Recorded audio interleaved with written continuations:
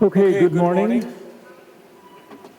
On behalf of Steve Walker and Bob Evans, it gives me great pleasure to welcome you all to Winston-Salem for this global consensus meeting on IC-BPS.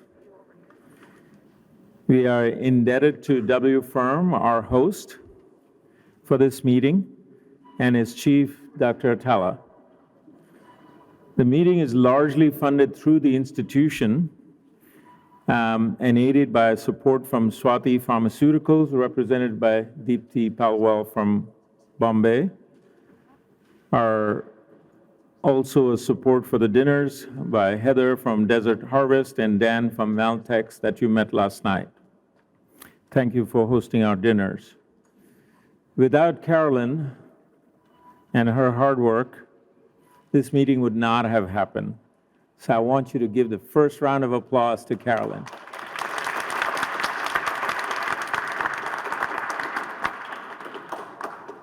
So Jonathan from Embassy Suites stepped up on the plate last week when we were awfully nervous when our contact person here left abruptly, and he made things happen.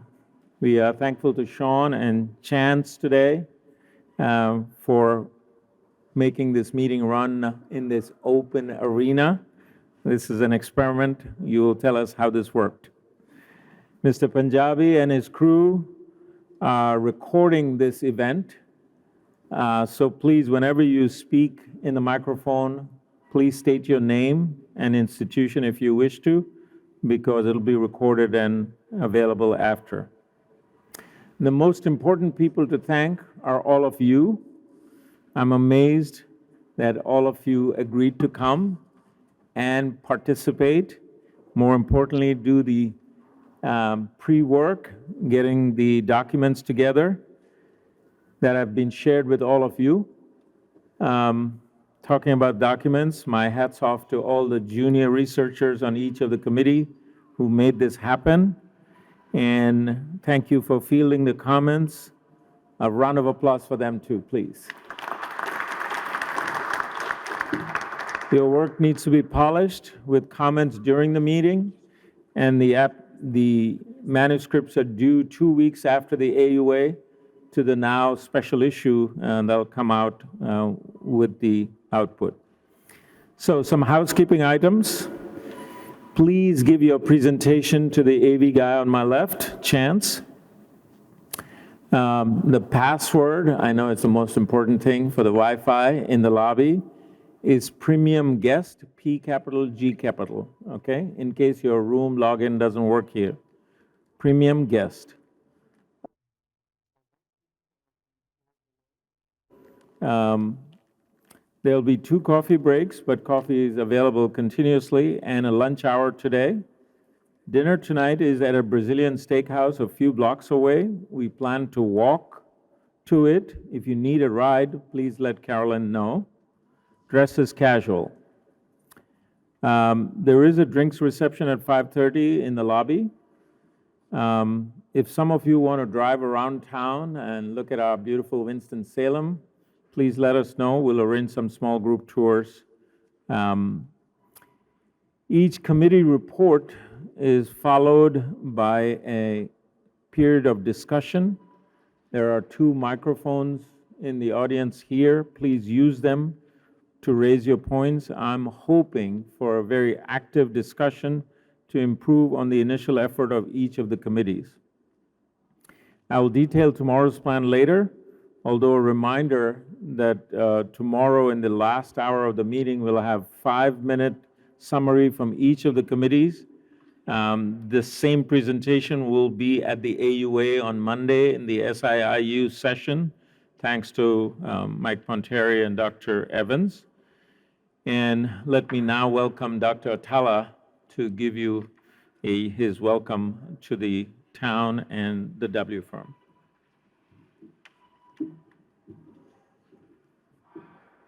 It's so great to have all of you here. Amazing. What an amazing group that has assembled here today. First thing, welcome to Winston-Salem. I really do hope that you have time to look at the city, and especially Old Salem.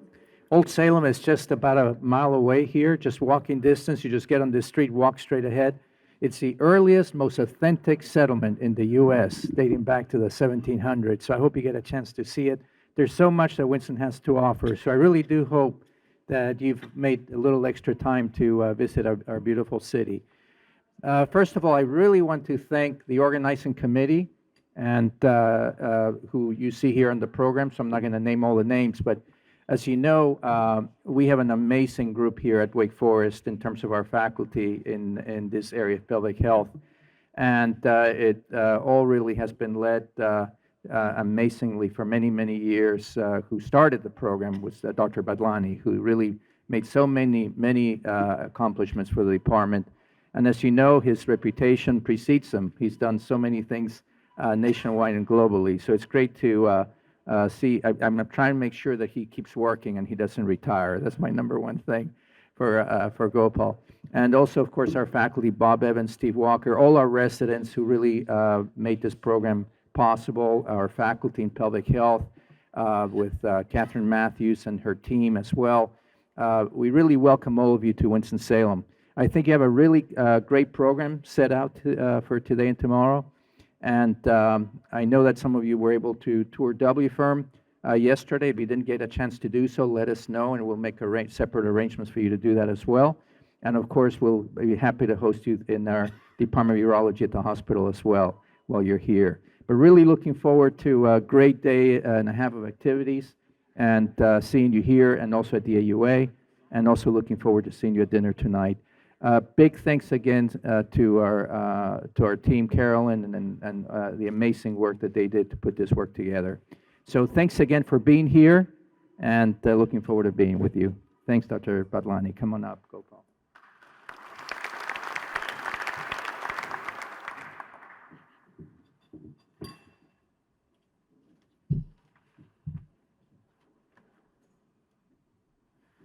So this talk was supposed to be by Chris Mullins, and setting the goals and agendas for this meeting. We had it's months and months ago that Steve and I had this talk with him about getting NIH involved in this meeting, planning for the future research in this arena. Chris had put everything together with us, with the organizing committee, but come January, things changed, and last month, or earlier this month actually, they told us they cannot come. They cannot give their talks on Zoom. They cannot put their names on a manuscript. So he was kind enough to send me some of his slides. So this talk is in lieu of him. Obviously, I cannot deliver the NIH component as well as Chris would have done, but I'm going to set the agenda for you all to discuss. So in this, the NIH effort, it was trying to simulate. We knew funding through NIH was getting difficult, and they have supported a lot of trials in the past. So to get the MAP stalwarts together, led by Quentin, the ESSEC group, Mauro and Sachin are here, Gibbs, Rajesh, and Sanjay are here. The Asian, Professor Akiyama is here. We had Professor Kuo from Taiwan. And then patient groups. Patient groups was the most important aspect that Chris and I discussed, because they are the ones we are trying to serve. And Curtis Nickel and his team will talk a lot about the patient groups. We wanted to advance the current knowledge, build on past efforts, and develop a common language. This becomes a theme for this meeting because after all the years that all of you experts are involved in, there is still the basic diagnostic and assessment of when we should call AC is an issue. So the contribution from NIDDK, you are well aware of it, besides the multi-center trial, and tomorrow we'll discuss resource sharing and some panel discussion on how we can create this consortia, because I don't see money flowing from DC in the next 3 years at least. So let's plan to do something cooperatively together with some support. There is promise from some support. So the issue of heterogeneity in the patient population has been a big issue, many of you have been involved in trying to phenotype patients better. The composite measures in terms of individual symptom response, et cetera, is being looked at whether you should separate the two. Evidence or selection of intervention, how you should intervene selectively or generally. Every time you put in a trial, when you try and sub-select a group, you get criticized for the smaller number you're trying to project. Here we are trying to parse out the small cohort that we are trying to improve. Now, of course, traditional trial designs don't work for this entity. The overemphasis on bladder and prostate in the past have focused away from the pelvic floor. We are much more involved in the pelvic floor management today than we have been in the past. And the phenotypic subtypes, whether it's symptom-based or otherwise, is getting better. The approaches, again, we look to do better than the traditional urology-focused approaches. The MAP was a tremendous effort initially from the urology side. We moaned and groaned about the non-urology teams being involved, but we learned a lot from the other teams that became involved in the MAP network. Quinton will talk a lot more about this than I can. And the phase 1 and phase 2 taught us a lot, and there are a number of publications that are out there already as a resource, and we'll detail the resources that are available publicly that can be shared and utilized. Subcontracting from them is another way to assess this evaluation. The phenotyping was one major advance from the MAP, the subgroups. Trying to separate pain and lower urinary tract symptoms is another theme that has evolved and one needs to look at. And of course, how do you deal or assess with the flare during the support of trial or time period that you're following these patients? Led by Steve and Bob, the W firm and the Wake Forest team has worked on capacity-based phenotyping. And looking at a very small set. Thus far, it's been Hunner's ulcers positive or not, and identifying this small capacity bladder without Hunner's ulcer is our theme, that there is a message there. These are patients that progress to undergoing cystectomy, and we need to be able to identify them early without the Hunner's ulcers. Assessing progression. That was one of the themes in MAP as well. What predicts progression? We are assessing them based on serial capacity measures. We also looked at the autonomic nervous system and the small fiber neuropathy. We have already more than 200 patients in this analysis. And looking at reversal of the neuropathy is one measure of looking at improvement.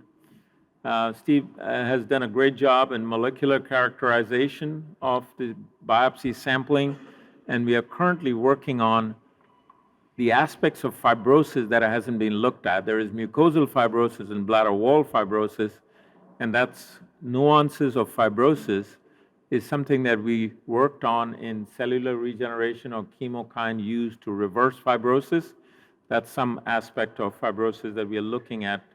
By understanding cell-specific, growing cells from IC patients, again, learning from our regenerative colleagues, the urine-derived stem cells, the progenitor cells, are they different from the IC group than they are from the other patients? The implications of trial and patient management is a future, assessing globally versus separating the symptoms out is another aspect that trials and management have looked at. As I mentioned, the MAP network homepage has a significant amount of information, and Quinton will detail this tomorrow in the patient resource panel tomorrow. I think patient engagement was the theme that Chris talked about a lot, that we need to involve, and you'll hear from the patient representative groups tomorrow. They have a presentation as well. So we welcome their view and what they are seeking rather than us seeking our objective. This is from Henry Lai and Rob Moldwin, a trailer or a glimpse of their almost Bible-like chapter that they have put together for the Campbell's Future publication. And it highlights the algorithm. Since it's pre-publication, I won't say too much about it. But when I looked at the algorithm, initially on a first glance, it looks somewhat like the current guidelines. But if you pay attention, the involvement of these treatments, and we could not convince AbbVie and the neuromodulation companies to come and talk about their inner work because it's not FDA approved for this use. But this is an aspect of therapy that we need to look at more carefully if sensory response is possible from these. After all the work that you all have done and the number of publications, our queries, and I initiated, what can we still come to consensus on? My first one was duration. When do you start calling it IC? IC in 3 months, 6 months, all kinds of different timelines. Is there a time period that we can all agree on?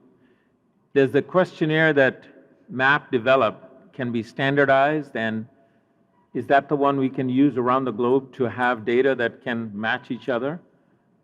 Is there a role for biopsy? Nowhere in the guidelines and or in the algorithm of biopsy approaches. It's not the standard of care. Is there a role for biopsy in separation?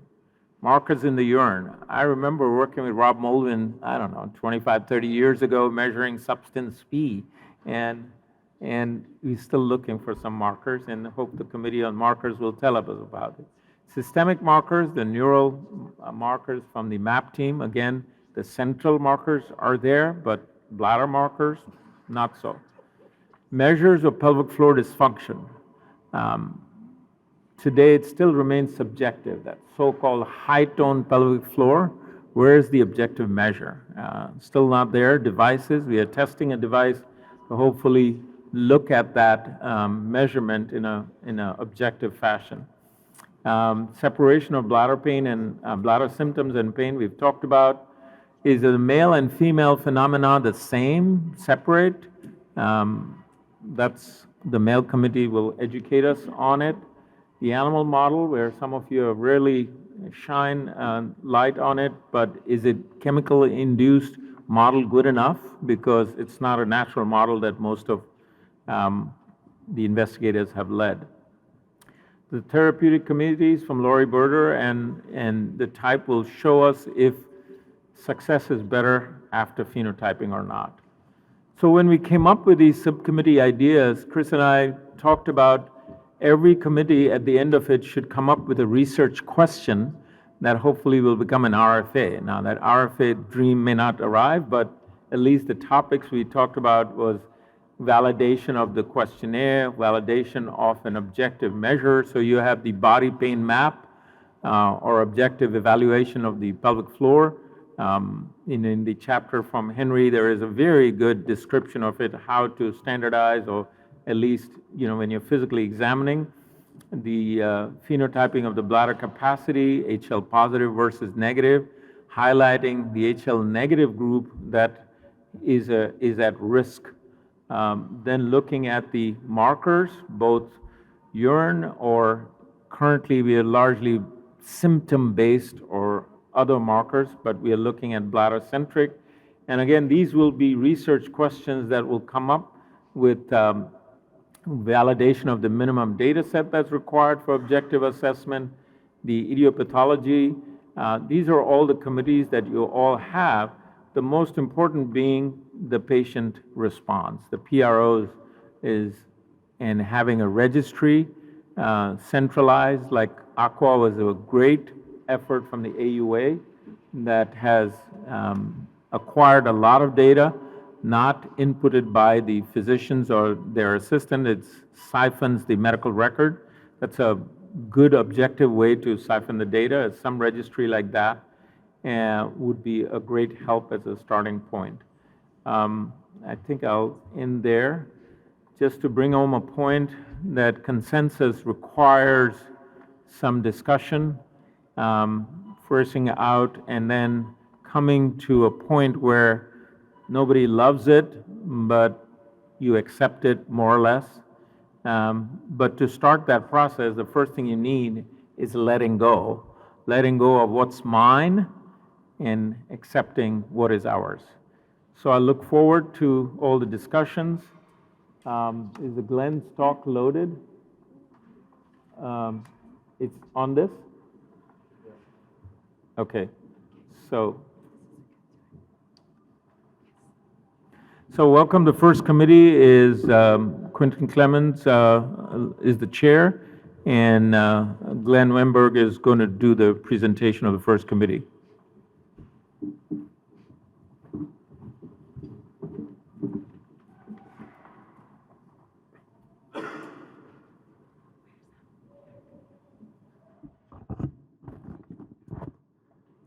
Great, thank you all. I'm Glenn Wernberg. I'm a fellow at University of Michigan, and our group is involved in the contemporary diagnostic criteria for IC-BPS.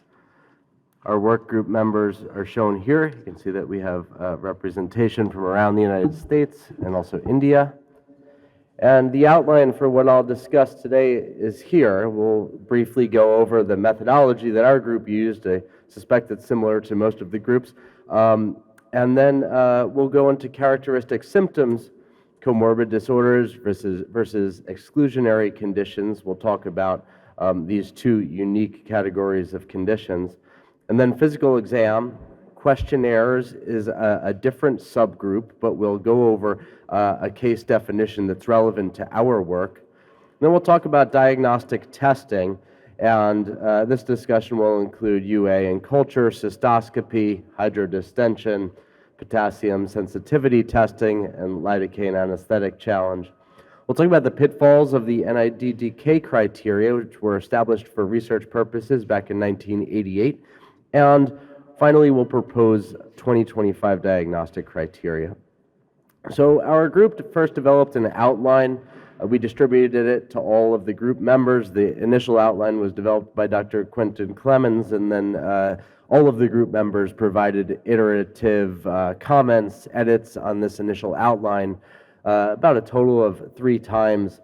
When we were satisfied with the final version, this was then formulated into a manuscript by Dr. Clemens and myself, and this was drafted, sent again to the members of the group, iteratively improved upon until the majority of the members found the final product to be acceptable, and then we submitted that. So what we'll discuss today is the findings of the group and the characteristic symptoms of interstitial cystitis, bladder pain syndrome. The hallmark symptom is pain arising from the urinary bladder. Now, at the bottom of the slide, you'll see there are exceptions to pretty much all of the criteria I discussed here. We'll go through them sequentially. But typically it's pain, but patients don't always, note pain. They may talk about an unpleasant sensation or discomfort. So things like pain, burning, discomfort, all of which arise from the urinary bladder and typically get worse with filling and improved with voiding. This is sort of the crux of the symptoms associated with IC.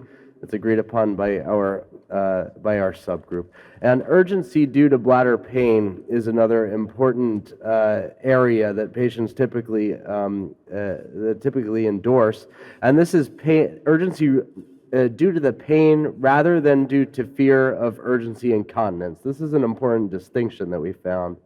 Abnormal daytime frequency, typically 10 or more voids per day, not a essential inclusion criterion. Nocturia is common. The chronicity question was discussed by our group, and as many of us know, the AUA chronicity is 6 weeks, the NIDDK 9 months. We had discussed this, evaluated the data, and found that 3 months was sufficient from our perspective for the chronicity of symptoms to be consistent with the diagnosis of interstitial cystitis. And finally, we know the symptoms may fluctuate over time and that flares are common. So some terminology as we discussed comorbid versus exclusionary disorders. So comorbid disorders can co-arise or co-occur with interstitial cystitis. They don't exclude interstitial cystitis, but they warrant their own workup and their own management. So these are pelvic conditions that may co-occur with IC, require separate diagnosis and management. They don't exclude it. They can include pelvic floor dysfunction, dysfunctional voiding, vulvodynia, recurrent UTI, endometriosis, urethritis, pelvic organ prolapse, bladder outlet obstruction. This is not a comprehensive list, but these are the conditions that we identified. Exclusionary disorders, on the other hand, exclude a diagnosis of interstitial cystitis at that current time. So these can cause pain and exclude the diagnosis. These may be either current or historical. So current exclusionary disorders are listed there: active pelvic infection, bladder or ureteral stones, urethral diverticulae, urethral stricture, and a prior history of pelvic radiation, gynecological cancers, bladder cancer, chemotherapy-induced cystitis, ketamine cystitis, TB cystitis. Key physical exam findings are typically to exclude exclusionary disorders or to identify comorbid disorders. That's the primary focus of them, and bladder palpation may reproduce the pain or discomfort associated with IC-BPS, but the absence of this pain associated with palpation or tenderness doesn't exclude the disorder. Some patients may describe pain only in the context of a full bladder or only in the context of a flare. Question errors, again, are the topic of a different subgroup. We will discuss the case definition from the RAND-IC epidemiological study, because this helped inform our approach to identifying a consensus definition. But the case definition designed by this study for research purposes had an associated 80% sensitivity, 54% specificity to identify IC-BPS and compare it with OAB, endometriosis, vulvodynia. So patient-reported outcomes are an important part, as Dr. Badlani had mentioned. This is the focus of a different subgroup, so this is really outside the scope of our group's discussion. Urinalysis and urine culture testing. We'll talk about some of the testing associated with diagnosis of IC and BPS. And urinalysis and urine culture is the crux of this. This is really the only test that we found to be necessary in the workup of all cases of suspected IC. This helps identify comorbid or exclusionary disorders, and both urinalysis and urine culture are thought to be necessary for the workup of these patients, not one or the other, not one with a reflexive addition to the other. Diagnostic cystoscopy was found, it's essential to identify Hunter lesions and certain exclusionary diagnoses. It's not necessary in all cases, particularly in the context of mild symptoms. It's useful early in the diagnostic process so that these Hunter's lesions may be addressed and patients counseled accordingly. Other than cystoscopy for Hunter's lesions, there's no test that reliably identifies the presence or absence of IC-BPS. Some Hunter's lesions are shown in the image here. Typically, they have a central area of erythema or scar with surrounding neovascularity. Cystoscopy with hydrodistension is rarely performed for only diagnostic purposes. Typically, it's a therapeutic modality, which we'll be hearing more about. These may help to identify Hunter's lesions that may not be present in cystoscopy without hydrodistension, or may not be visualized. And glomerulations are also a typical visualizable endpoint of hydrodistension, but these, again, are nonspecific, and they may support IC-BPS, but they're not diagnostic. Bladder installation tests that our group had discussed, perhaps the foremost well-known installation test, the potassium sensitivity test. This compares patient pain response to potassium solution, a solute, versus water, a volume. It's positive in many cases of patients with IC-BPS, but it's also positive in patients with radiation cystitis, UTIs, prostatitis, overactive bladder, and some patients without urologic diagnoses as well. The lidocaine anesthetic challenge, similarly, is a bladder installation test. The outcome measure there is the reduction of pain, and that can be consistent with an IC-BPS diagnosis. Neither of these is diagnostic of IC-BPS in and of itself, and neither predicts efficacy to specific therapies. So these typically haven't been included in the available guidance to date. Urodynamic testing, typically findings here are pain and discomfort with filling and reduced bladder capacity. It's useful to detect comorbid or exclusionary diagnoses when these are suspected, but it's not necessary in all cases of IC and not diagnostic. The NIDDK criteria were developed back in 1988 for research purposes. The goal of this consensus was to develop a research applicable definition for IC-BPS. And the groups involved were designed to identify homogeneous cohorts of patients that could be identified and used in research studies. So the criteria that were developed here have been applied to patients in a clinical manner, but typically these are found to be too strict, and often they exclude many patients with the diagnosis of IC. Many of the criteria are also known to be incorrect. For example, glomerulations were necessary for inclusion to detrusor overactivity, and others. I'll include a table here that just delineates some of the NIDDK criteria and the associated limitations. We won't go through each and every one of them, but we know that cystoscopy is not indicated in every case of interstitial cystitis, so it's impossible to assess for Hunner's lesions in the cases where it's not indicated. Pain with filling and relief with emptying. Again, patients don't always describe the pain. It may be an unpleasant sensation of pressure or other. Suprapubic pelvic tenderness.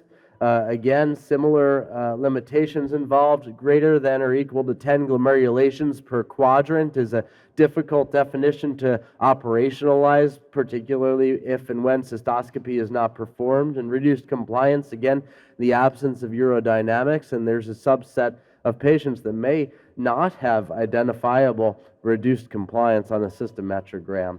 Here are the exclusionary criteria from the NIDDK, and you can see some of the limitations listed here.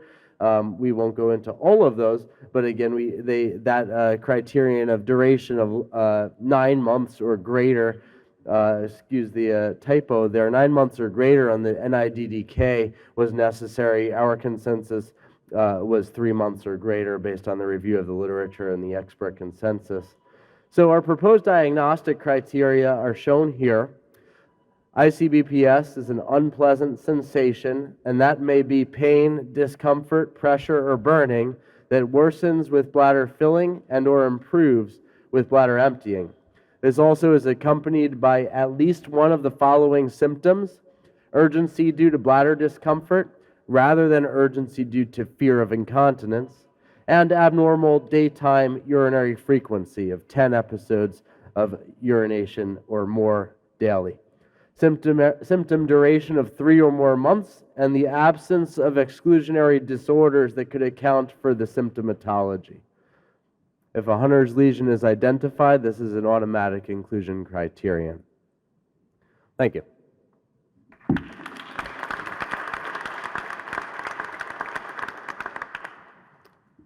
So at this point, I think we'll start the discussion, and we'll invite Dr. Clemens up to lead that.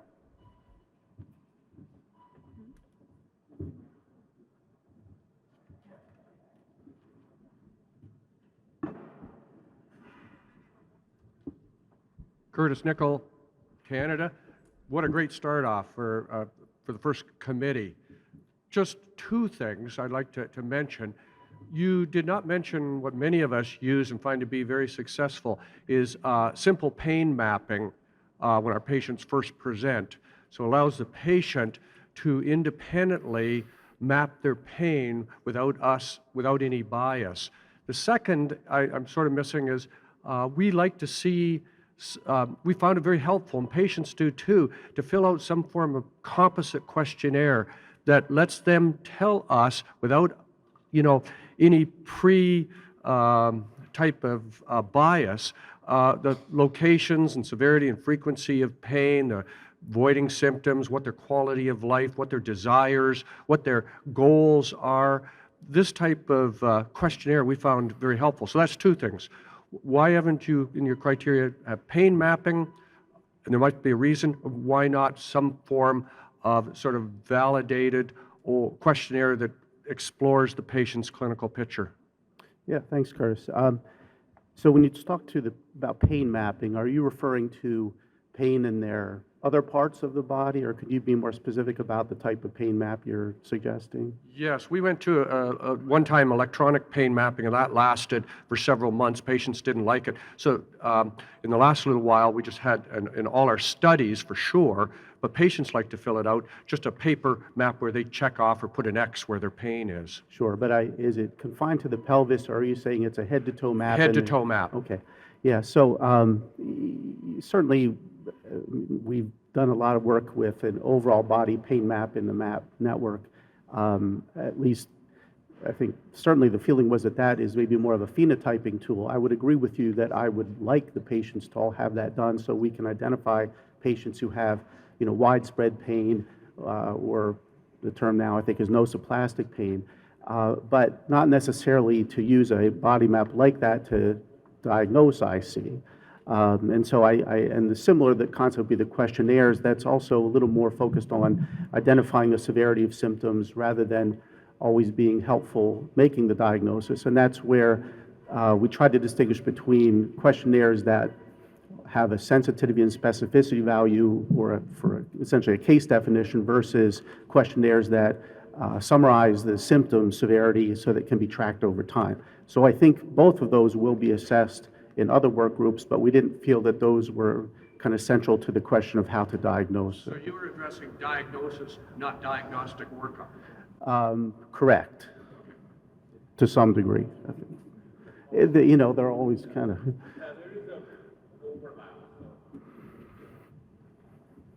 I don't... Mauro Cervini, Italy, ESIC. I speak on behalf of ESIC. Sorry. For the ESIC criteria is one of the important aspect is the cystoscopy under anesthesia to precise evaluation of patient is not optional but is mandatory.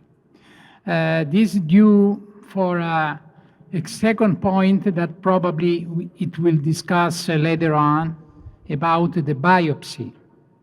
Because in the new guidelines, we propose to make a score with the histopathological aspect of patient. I know, everybody knows, that currently there is no specific items for the inflammation aspect, including the urothelium, the coating, the lamina propria, and the detrusor muscle. But this is the reason why we have a consensus like this to discuss and to have an agreement on the future, because I'm following this field since more than 30 years. We are speaking about the same things, and we need to move, to change. And one of the changing is to propose an histopathological score. The third point is about urodynamics. I don't understand. I spoke also in the recent European Urology meeting in Madrid with Curtis Nickel about the urodynamics, that for us it's absolutely important because this is a functional disorders. It's a functional disorders, and I don't understand why we use only uroflowmetry. The question and the concern is because it's an invasive method and create discomfort for patient. But I see a lot of patients, they are very, very preoccupied, and they are very concerned about their pelvic symptoms. They support with a great satisfaction to be evaluated also with the an invasive urodynamic because there is a discomfort, probably 20 minutes, half an hour, but can give us a lot of information, including bladder awake, bladder capacity, including the first desire, including the pressure flow study. That is very important, also considering the pelvic floor disorders. Thank you. Thanks, Mauro. Certainly, the group did not have a large representation or perhaps any representation from Essex, so I'm glad to get your opinion. I think that it reflects some of the differences across the world. So the group did discuss urodynamics and felt that, well, they typically show a small bladder capacity. You can get that information from avoiding diary, and it's a tool that can be useful if you're concerned about other diagnoses that may be contributing to the symptoms, but at least the group as we had together didn't think it was a necessary component of the workup in every patient. And you had mentioned biopsy, that probably potentially better falls in the subgroup category perhaps to try to identify, because you're biopsying someone because they have symptoms that I think you already are assuming they have IC, and now the biopsy will help to put them into categories. And then we can talk about hydrodistension. Certainly, sometimes the economic realities come into play where doing that for every single patient we see would be very expensive, and typically you can identify patients with IC symptoms and who meet the criteria without needing to do that. So there's a difference of practice across the world, and that's what we struggle with a little bit, is how to kind of bring these all consensus, if you will. So, please. Good morning, Elise Day from Albany, New York, and I agree that was a great way to start the morning, so thank you. What I would like to see is, I think it's tricky with IC because it is technically a diagnosis of exclusion, and I'd like to see comment on the multidisciplinary approach, and at least according to symptoms, because we do need to think about what's practical for the patient experience and also finances, at least according to symptoms, trying to screen for and rule out other conditions. So for example, if you have pelvic pain radiating to the medial foot, that might be an S2 radiculopathy caused by a Tarlov cyst, and those things can be screened for by symptomatology. We did recently publish a casual study on patients referred in to me for IC, and 73% of them were reclassified to a true other diagnosis: bladder neck obstruction, Tarlov cyst, multiple sclerosis. The list goes on. So we did create an algorithm for that paper, and I'll send it to you by email. Maybe we can look at it as a group. And this effort is amazing, and we're going to create, really a lot of fertile ground for research, but I think we also should focus on providing pragmatic advice to urologists, gynecologists, pain specialists, and most importantly, patients who can be empowered with that algorithm to help walk through getting to the correct diagnosis, be it IC or other causes of mimics. Thanks, Lee. So I think one thing we really wanted to focus on was, there was this term, sometimes confusable diagnoses, which I don't know about the rest of you, always found very confusing. And so this kind of having these terms, one is comorbid conditions, which is, we listed them, and there are probably a few more that belong, which means you can have those and still have IC. Yeah, I read that. So for example, small fiber neuropathy, right? Yeah. Is that different than IC, or is it part of the and COPC so getting to picture? your point, and then we have the exclusionary diagnoses. So what I'm picking up is I think there's room to add some things to those lists.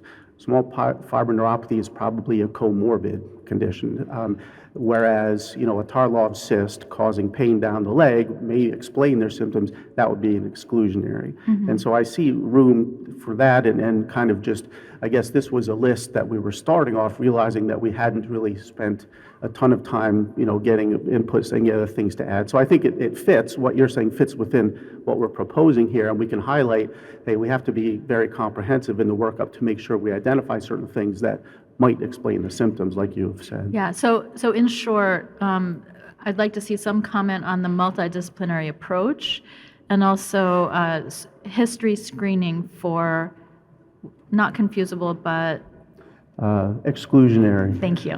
and comorbid, yeah. Thanks. Hi. Rajesh Dhaneja from Delhi, India, Gibbs. Wonderful compilation. I needed to add few things. One was in differential diagnosis, proliferative cystitis like follicular cystitis, cystitis cystica, glandularis, and inverted papilloma. They all cause pain, but then they are part of it and they may be listed. Now the problem is, as I see, is that you mentioned that you do a cystoscopy when you suspect a Hunner's lesion more than 60 years. I think we need to drop that. As Mauro rightly mentioned, that we cannot drop these patients, not do cystoscopy, and then say they don't have Hunner. Because when we are doing cystoscopy, we not only are picking up Hunner's lesion, we are picking up things like proliferative cystitis, as I mentioned, and non-Hunner's bladder-centric disease. So if you don't do cystoscopy, how are you going to pick up these lesions? So the aim of cystoscopy is not making a diagnosis, it is also phenotyping them when the patient comes with bladder pain syndrome. And of course, what is the methodology of cystoscopy? I don't know if it is in purview of your group, but if you have a different method of doing a cystoscopy, you're going to miss findings. So there has to be a standardized method. We have proposed one. We have a publication on it. You may want to include it because we have a standardized methodology published in International Urogynecology, how to do a cystoscopy, because if you don't do it properly, you're going to miss things. So there's a system there. Then the point about daytime frequency. You mentioned more than 10. What about night? So what we believe is that if there is a bladder-centric disease, then day and nighttime frequency should be almost the same. If the patient is, during the day, he is passing urine every hour, in the night also, if there is a bladder-centric disease. And also, if it is purely a disease which is related to neuropathic condition, which is like pudendal neuralgia, or it is something like something in the spine, or a postural thing, which is being irritated, then the patients will have daytime frequency of more than 10, but nighttime they'll sleep through. They may never get up. So that point has to be brought in, the uniformity in the frequency during day and night. And of course, the character of pain, if it is a sharp shooting, tingling, burning pain, then you have to think of something going on into the neuropathic phenomena rather than a bladder-centric thing. I think I've done enough. Thank you so much. Thank you. With the cystoscopy, something Henry and I kind of struggled with for the AUA updates, the AUA guidelines update, because on the one hand, what we're saying is cystoscopy is more and more important, and we should really do it. We weren't quite willing to put in the guidelines, every patient with suspected IC should have a cystoscopy, but maybe they should. And it just seemed a little aggressive at the time, and so we kind of carried over that sentiment into this document. But I understand what you're saying, and I think, I guess we were trying to avoid the concept that I know people that, they'll cysto people who are there for a vasectomy almost. And so, we want to try to avoid abusing the guidelines to scope people who don't need it. But I agree with your sentiment that, it provides valuable information. We can debate the techniques and how much it adds for specific phenotypes, but certainly, a cystoscopy, because we want to identify 100 lesions at a minimum. And I think the sentiment has changed. It used to always be, it's exclusionary only. You look for bladder cancer. Well, we can be pretty confident if someone doesn't have hematuria, et cetera. But now we're saying, they may have an undiagnosed Hunner lesion, and et cetera. So another thing that I missed was on questionnaires. Now, there are two types of questionnaires. One questionnaire is which has been used for diagnosis purposes, for example, in surveys. So if you put up questionnaire, you pick up BPS patients which are reported by the patient. Then there are questionnaires which are for grading the disease. Now, they are two different questionnaires, and we need to differentiate these two questionnaires. Yeah. Because I see in the literature till now, people have used them interchangeably. I think we need to identify which is a diagnostic questionnaire and which is for the purpose of grading. Thank you so much. Thanks. Whoever's leading the questionnaire committee, I hope you're taking notes, because there are a lot of questions about that. Hi, Dick Jensen, Netherlands, Nijmegen. Great effort, by the way, from you. This sounds like consensus, and it gives the discussion I think it's needed. But I think it's very good effort so far. Really, really compliments. My discussion a bit about the urine sediment culture. In the presentation, there was not much consequence. So this was the only thing that was mandatory, but it doesn't state anything what we should do with it. So diagnosis should point us into some sort of direction. And since cystoscopy isn't fully mandatory, does it say, like when you say if you need erythrocytes and leukocytes, might be an indication to do cystoscopy, for instance, in the absence of nitrate? Or the other way around, we know that a large percentage of bladder pain of IC patients will have urine tract infections concomitant. So do you need some type of absence of nitrate in your sediment or culture at one moment? A little bit of nuance, I think, would maybe direct, especially if cystoscopy is not considered mandatory in this whole thing.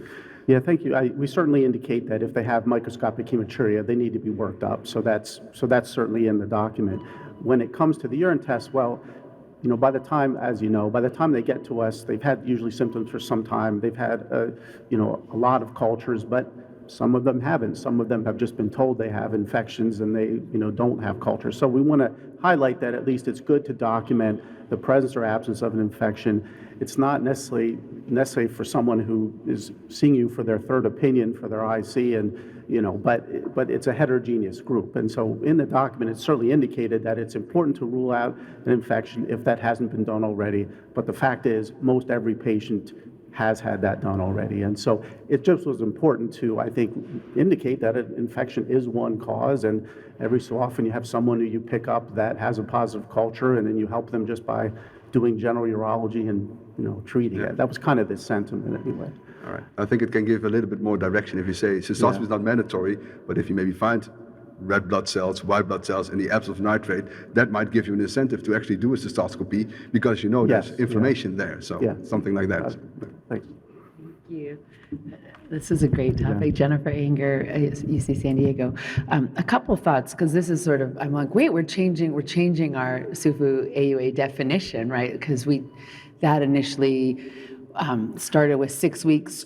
We're not representing SUFU or the AUA. No, but these are good. 3 months sounds, Yeah. I mean, but the original 6 weeks was to start treating patients early, remember, you know, as opposed to I may have been responsible. I remember just saying, you know, well, you got some patients who, you know, you see them for a cult, you know, and you get a negative culture, and then they come back, and it's been 6 weeks, and they're still miserable. What do they have? But I suppose it's possible they could just have, you know, a prolonged bladder irritation from infection in the past. So the 3 months was kind of where we thought was in line with other pain conditions to describe chronic, and I'd welcome input from those outside of urology over here, whether that seems to make sense. But I don't think they can be necessarily an evidence-based thing. It's more of a consensus type thing. So.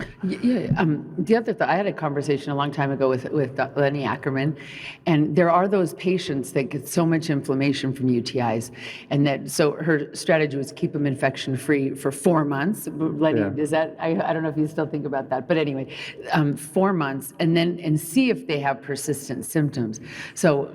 And it's tricky because patients with IC do get UTIs, and we had looked at this in a VA population, and you know, maybe looking at dysuria, you know, as a differentiator, but because this definition says it doesn't exclude UTIs anymore with where SUFU AUA does. I mean, I think it's good to potentially change that. IC patients can get infections too, right? You know? Exactly.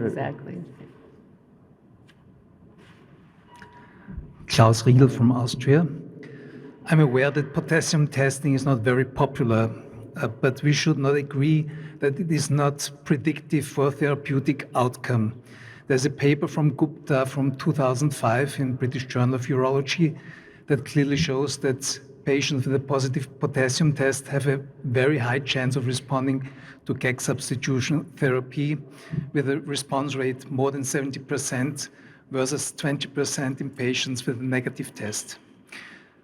This conforms to our experience. We do modified potassium testing in all BPS IC patients, And it's the same response rates on GAG substitution is very high in the group that has a positive test, and it is very low, so that we do not recommend with a negative test this therapy. So I think this should be integrated in the recommendations. Well, I think it's fair to say that the results you're reporting have not been seen everywhere or always consistently, and so we could kind of temper down that, but I think it's fair to say that, the results don't always conform, and so you can't use that test to very reliably across the world of the literature to predict outcomes to specific therapies. I mean, I think that is clearly what the literature shows, despite, I agree with you, there are some reports that do show correlation, but there are other reports that don't. And so how to kind of handle that when there isn't, uniformity in the literature, what's been reported, is kind of the challenge. I'm Nagendra Mishra from India. Now, my question is, when we look at microscopic hematuria, Yes. and we do cystoscopy in all the cases, so what is the yield? So yield is very less. So because we think that we should not miss a single case of bladder CA, we go for microscopic hematuria cystoscopy. Now, as a urologist, what is the harm if we do cystoscopy in all these patients? I have seen patients, 20-year-old girl, having Hannah's lesion. And why you want to make it 3 months or 10 months or 11 months? Why don't you go on the severity of the disease? I've seen patients having suprapubic pain severe. You put your hand and they just cry for 5 days. We have nothing to treat. You give antibiotics, you give painkillers. That doesn't go, except a cystoscopy and hydrodistension. So why you want time? Why can't you put it on a severe disease? If there is a severe disease, we have to do even in 15 days, 20 days, 30 days. What diagnosis are you excluding? See, I don't know about the world faculty or world fraternity, but I feel interstitial cystitis is a very easy disease to diagnose. Well, thank you. I think that what you point out is there are, as we said in one of our first trials, there are always differences or where you can identify patients that don't quite meet the criteria. And so certainly, and sometimes it's helpful to kind of define what the index patient is, so we can kind of fall back on that and say, well, perhaps what you're describing, someone with much more severe symptoms than we might normally see, we might treat differently versus more of the kind of typical IC symptom. And certainly the cystoscopy, yes, maybe we're moving towards more of a consensus that we should recommend it in all patients where we suspect IC. And I'd be comfortable with that, but we have to see what the feedback is. So. Ken Peters from Beaumont in Michigan. Who was first? Okay.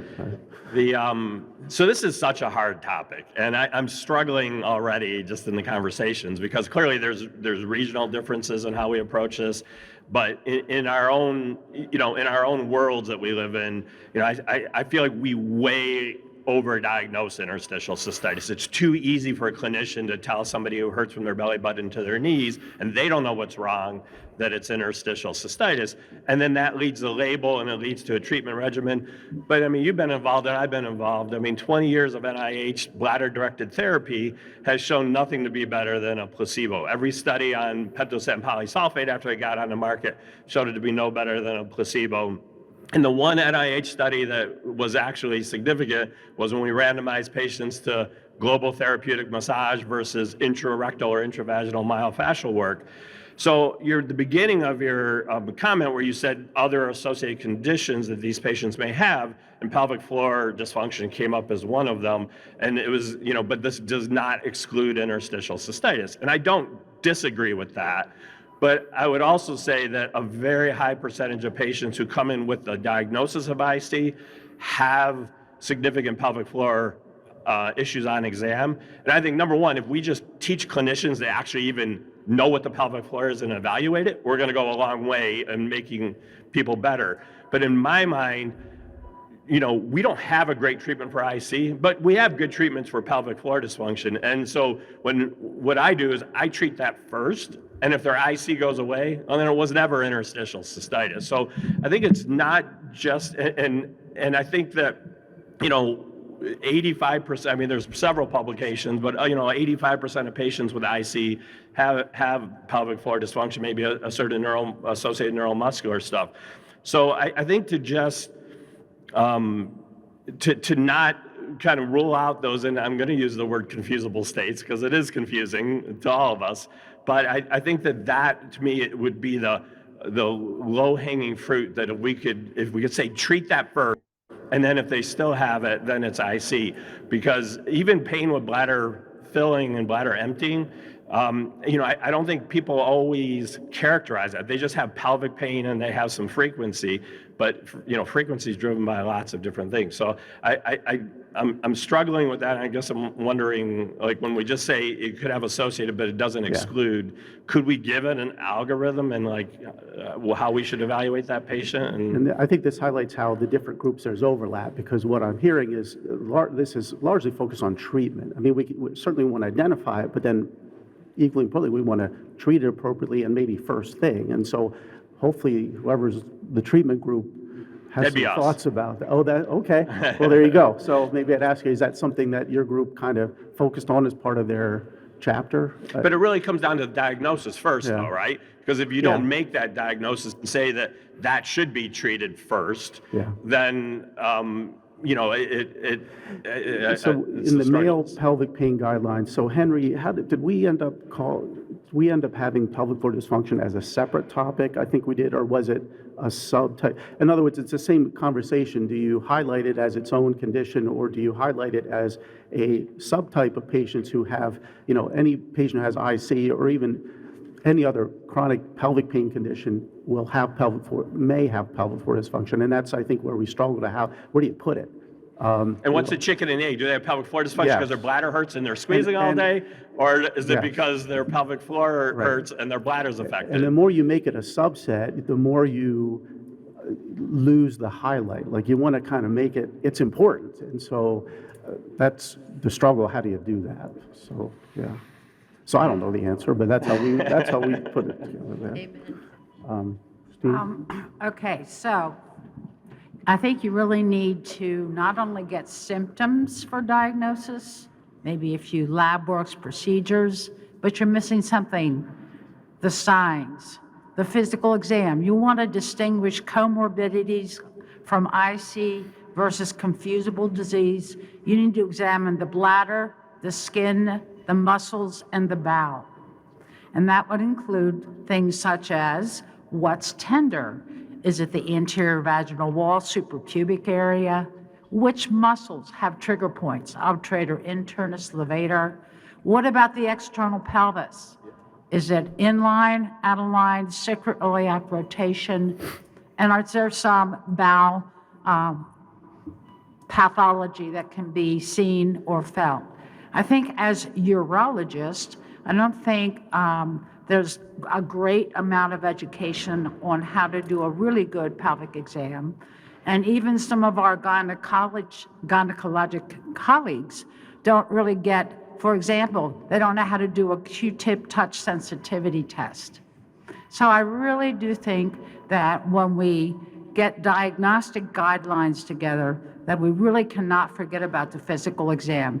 Then we'll know whether they have concomitant high-tone pelvic floor dysfunction, and interstitial cystitis. Do they also have vulvodynia, vulvar pain, which can be pretty much determined by a Q-tip touch sensitivity test? So I would implore you to consider including a way of doing a complete pelvic examination so that you know what is involved: bladder, skin, musculoskeletal, bowel, and intrapelvic. Thank you. So I think what we can do is buff up the section on comorbid conditions to better kind of describe how to identify them, just like you said. Sanjay You're not allowed to ask questions. You were on the committee. I'm just kidding. Yeah, just a couple of responses to Mauro's point regarding the urodynamics. So one is, so I'm Sanjay Sinha from India. One is the fact that a patient produces, let's say, 30 ml voids 20 times in a day does not necessarily imply that on the urodynamics you'll not be able to fill the bladder. There are patients who have these small constant volumes through the day. You do a urodynamics, you can fill 400 ml into the bladder. So there's something going on in some of these patients which we don't capture from the bladder diary. The others, we would be more inclined to use urodynamics in the diagnostic algorithm in patients who are having voiding symptoms in the remissions. So when patients have a remission from the pain, when the pain is less, and they have a persistent voiding symptom, those are the patients we would target actually for urodynamics. And especially if it's a woman, we would actually recommend a video urodynamics because many of the conditions of voiding can't be picked up with a regular study. Thank you. I don't. the No, boss is okay. I'll let him, go ahead. Okay. My name is Pradeep Tyagi. So my question is related to potassium sensitivity test. If potassium can evoke pain at 5 minutes, why you have to wait 30 minutes for lidocaine? Why do you, I'm not familiar with some of the specific ins and outs of the, so you're asking about the difference between the lidocaine challenge and the potassium sensitivity test and the amount of time that one waits. Yes. Yeah.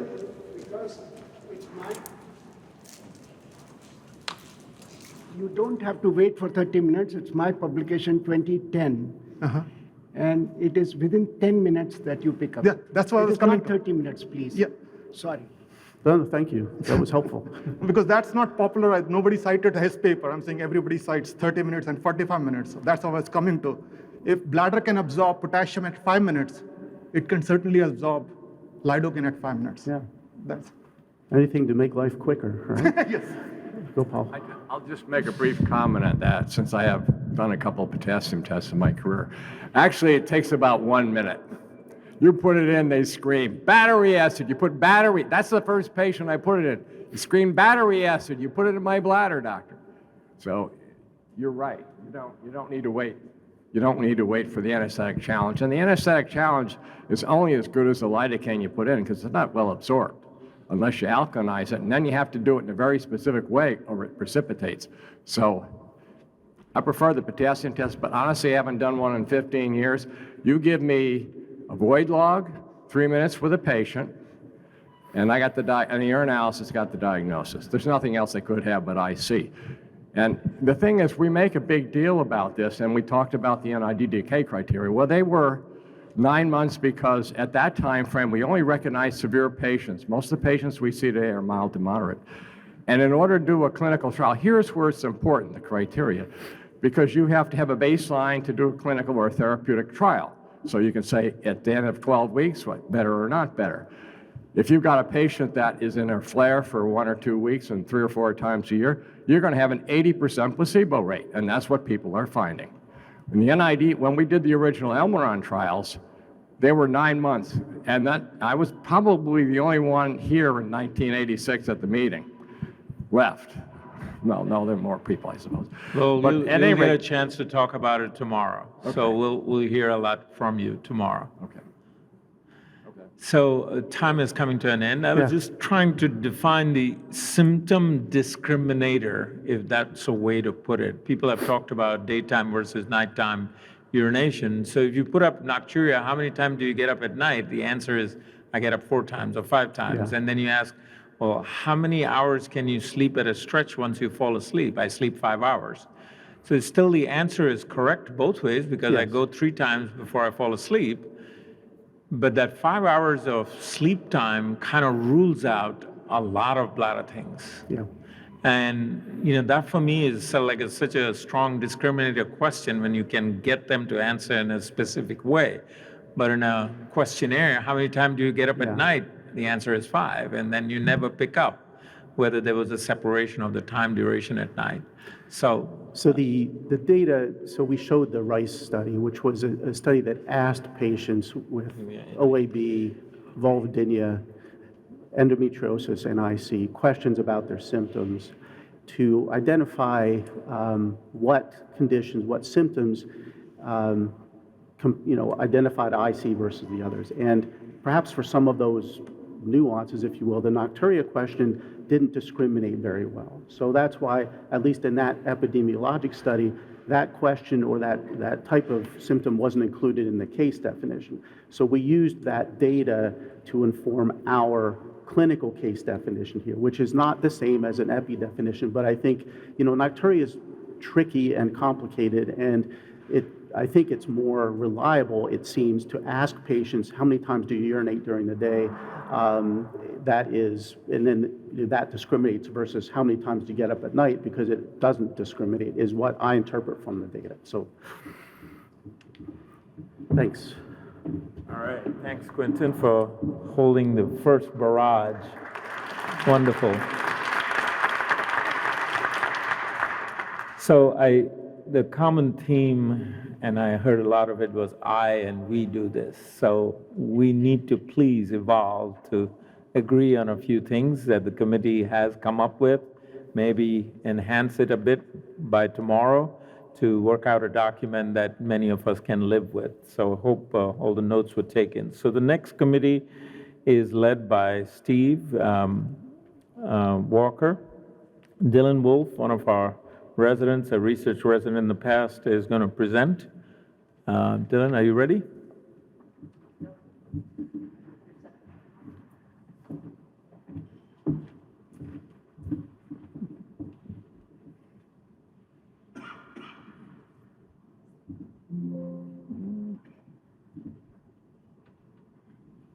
Is this up correctly? Perfect. All right, thank you all for being here. As Dr. Bidlani said, I'm a third-year clinical resident here at Wake Forest. I had the honor of working in Dr. Walker's lab for my research year, and it's been an honor to work on this committee as well. The mandatory disclosure slide, nobody pays me for things, it's just with time. But the big disclosure I do want to make is I recognize that every study we're going to be citing is authored by someone in this room. You all know the research as well or better than we all do. We are incredibly limited in the amount of time and energy that we can put into one small document and everything like that, so I'm going to do the best we can with all the nuances available to represent what has been studied. I don't have to tell anyone here that ICU patients are complex with a significant heterogeneity of their symptoms and syndromes. As has been alluded to, effective treatment and research strategies is very difficult because of how heterogeneous these patients are. Hopefully, substratifying them into phenotypes should enable better and more targeted therapies to hopefully avoid the washout of having these very heterogeneous patients studied all together in the same way. And it may also improve our understanding of the pathophysiologic mechanisms. So our group got together and quickly decided to aim to review and summarize the most clinically significant phenotyping efforts, to describe the clinical features that comprise the evidence base for all the different areas of phenotyping that we can discuss, and to establish a short list of the most promising phenotypes to aid clinicians in practice and for research, hopefully by group consensus. We wrote a manuscript as a narrative review, similar to Dr. Wernberg's study or a group. We met together and decided on 12 pre-selected research areas by consensus of the group to focus on, as well as a PubMed review of anything related to phenotyping or subtyping IC-BPS for the last 20 years. These are our 12 groups that we initially chose to focus our study on, as well as finding anything else that we could. Because of the overlapping groups for inflammation and the role of sex, we decided to leave those brief or to leave them out, and neurobiological we incorporated into chronic overlapping pain conditions and widespread pain. We would love it if patients phenotyped like this: broad, separate groups, clearly distinguishable, no overlaps.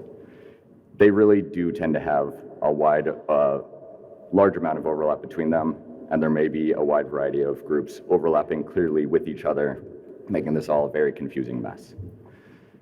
Our review led us to conclude that there's likely at least two groups, bladder-centric and systemic, based on whether their presentations are more focal or central to their bladders, or if it's all more focal and systemic, but we'll go into more detail as we go. We'll start off with the bladder-centric. We could not go anywhere else but to Hunter lesions, as discussed extensively. These are characteristic red lesions seen on the bladder in cystoscopy. Unfortunately, we still don't have a good way to identify patients who will have Hunter's lesions other than with the cystoscopy to confirm the diagnosis. It's a well-described phenotype previously. The majority of studies, including systematic reviews, cite that patients have an older age with likely a later symptom onset than other patients, worse focal urinary symptoms, less widespread pain, and fewer chronic overlapping pain conditions. There are specific treatments that are focal to these groups, including lesion-specific fulguration or injection with triamcinolone, or systemic treatment with cyclosporin A, but they are not so different that other treatments do not work similarly. Things such as Botox have been found in different papers to have similar efficacy with or without Hunner's lesions. Our own lab in the past has decided to look a little bit deeper than Hunner's lesions and focus on anesthetic bladder capacity found on hydrodistension. The initial pilot study back in 2014 took 16 mucosal biopsies, 4 control patients, 4 patients with a low bladder capacity, 2 with Hunner's lesions, 2 without, and then 9 patients with a bladder capacity over 400. We used whole genome differential gene expression analysis, stratified by principal component analysis, and you can see that they clearly separate differently, showing a very separate, at least at the bladder level, pathophysiology. Later studies use regression analyses of large patient cohorts to have found that patients with lower bladder capacities tended to have fewer chronic overlapping pain conditions, higher symptom scores, and more likely to have Hunner's lesions. We revised this later with a much larger cohort of 48 patients using a similar methodology. Control patients were not having a hydrodistension, they were getting a cystoscopy for other unrelated surgeries, and then took a biopsy during their hydrodistension. We can see that here our cutoff appeared to be closer to about 500 cc's. Majority of the patients with Hunner's lesions were in this below 500 cc cohort, but importantly, there was one patient with, I believe, about an 800 cc bladder capacity who did also group together with these low bladder capacity patients. The same study used a prospectively collected patient database over a number of years, found that those, if you cut patients off at a 500 cc cutoff, those below 500 cc's have fewer chronic overlapping pain conditions, older age, shorter time since diagnosis, higher IC symptom scores, and about a third of them had a history of Hunner's lesions during some course of their process. This is in contrast to the systemic grouping, as we're calling them now, with had a bladder capacity greater than 500, they had more chronic overlapping pain conditions, a younger age, longer time of diagnosis, lower symptom scores, and very few of them had Hunner's lesions. It was only about 10 out of the entire group. Histologic inflammation is going to be discussed at length by one of our committees, but we did think it was important to do a brief discussion on. There's not very much research done looking at patients with and without inflammation without some other kind of metric. It tends to be clustering based on either finding that patients with a low anesthetic bladder capacity with or without Hunner's lesions tend to have far higher, greater degrees of inflammation than those without, and those with higher inflammation and lower bladder capacity also seem to have lower compliance on urodynamics. The infection phenotype is a term that is used but is incompletely defined across a variety of different studies. There's been a long-standing effort to try to find the bacterial or viral cause of something that could be leading to interstitial cystitis. Bacterial microbiome studies of urothelial tissue biopsies has found no difference between IC and control patients. Urinary microbiome studies between Hunner's lesion positive and negative patients has been negative. Studies on bacteriuria in patients with IC has also been overtaken over the course of a year. A number of these patients do get bacteriuria. This can be associated with a flare, but those with this bacteriuria versus not do not appear to be different from each other in terms of their symptomatic presentations. And once you treat this, they just go back to their baseline. However, there is one area of promising research in recurrent UTIs, multivariant vaccine for recurrent UTIs. There's a subcohort in the initial randomized controlled trial of IC patients. And interestingly, a large number of those had resolution of their recurrent UTIs, but also resolution of their underlying IC symptoms. So there is possibly a phenotype here of patients with chronic inflammation from recurrent UTIs that we can't pick up in any other way or treat in any other way that we've found so far. So in summary of the bladder-centric grouping, there's many similarities across these groups. It's possible based on our research that we could group people into all Hunner's lesion positives and all those with low anesthetic bladder capacity. The cutoff seems to be around 500 cc's, but I doubt it's a complete strict where 501 suddenly you're a different patient than 499. But this is inconclusive, and even within our own lab, it's an area of active debate of whether we should be considering people with a low bladder capacity and no history of Hunner's lesions as different or not. We'll move on to the systemic. A lot of these are mirror images on some of these studies of just those without Hunner's lesions or low anesthetic bladder capacity have more chronic overlapping pain conditions, younger age, less severe focal urinary symptoms. But there's other metrics that have been studied, such as widespread pain, psychological changes, myofascial pelvic pain, and symptomatic clustering that we'll be discussing in this group. Chronic overlapping pain conditions, including IBS, fibromyalgia, chronic fatigue syndrome, migraines, the list goes on, but they've been well described as being commonly comorbid in patients with IC-BPS. There's no single one that seems to differentiate patients with IC-BPS or one of these phenotypes, but the sheer number of having them or having any is correlated with the number of the systemic phenotype or phenotypes that we discussed. Getting a little bit into pathophysiology, but we found it important to reference that it may have to do with systemic inflammation associated with widespread pain phenotype, and that if you take patients' blood from the MAP network, do an ex vivo response to stimulation with lipopolysaccharide, those with chronic overlapping pain syndromes seem to have a higher response than those without. There's likely overlapping pathophysiology between the widespread pain and the chronic overlapping pain conditions, cohorts, and IC-BPS. A lot of terms such as nociplastic pain, central sensitization have been studied at length by a number of different specialties. And we're going to be continuing to discuss this across the other groups. Widespread pain is next. It's been extensively explored by the MAP network. The majority of patients with IC have some amount of pain beyond their pelvis, 75% in one study. 38% of these have widespread pain, defined as more than 3 areas beyond their pelvis. Those with this grouping tend to have more COPCs and worse somatic and psychological symptoms and diagnoses.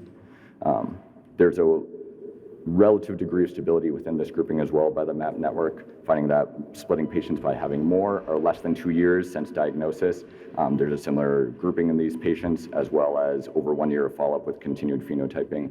53% remain in their own groups, and the vast majority are only shifting slightly from the intermediate to the pelvic pain only, or vice versa, with only 2 and 6% going from the widespread pain to pelvic pain only, or vice versa. This is potentially clinically important for treatment efficacy. Recent retrospective reanalysis of randomized controlled trials by the MAP network was able to stratify patients using statistical clustering into those with more or less widespread pain. They were able to find that amitriptyline only appeared to be successful in those with more widespread pain as compared to less. And in comparison, hydroxyzine plus pentosan polysulfate was successful in those with less widespread pain, which seems to make sense along with treating a bladder-centric versus a systemic association. Psychological changes is a complex topic. IC patients tend to have concurrent psychosocial changes as well as multiple diagnoses, commonly comorbid with anxiety, depression, panic disorder, and others. And these are also associated with widespread pain phenotype, sometimes lumped together in different studies just with COPCs. Also broadly beyond these diagnoses associated with worse psychosocial distress, poor quality of life, and poor coping. There's a term called alexithymia in the psychological sphere, which to my understanding is a reduced awareness of emotional states, impaired cognitive and sensitive processing.